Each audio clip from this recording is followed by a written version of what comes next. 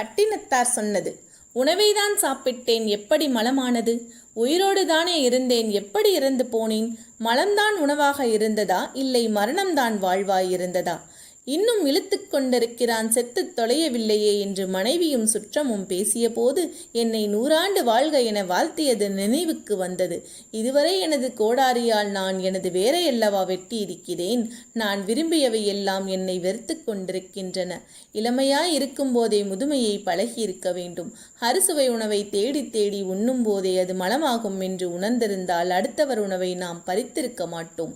அனைவருக்கும் பயன்பட வேண்டிய பொன்பொருளை ஒரு திருடனை போல பதுக்கி இருக்க மாட்டோம். காலம் கடந்த ஞானம், பாயும் நோயும் தவிர யார் துணை வரப்போகிறார்கள்? இறந்தாலும் எனக்காக யார் அழப்போகிறார்கள்? பிணமான பின் இந்த மாளிகையும் பணமும் எனதென்று நான் சொந்தம் கொண்டாடவா முடியும்?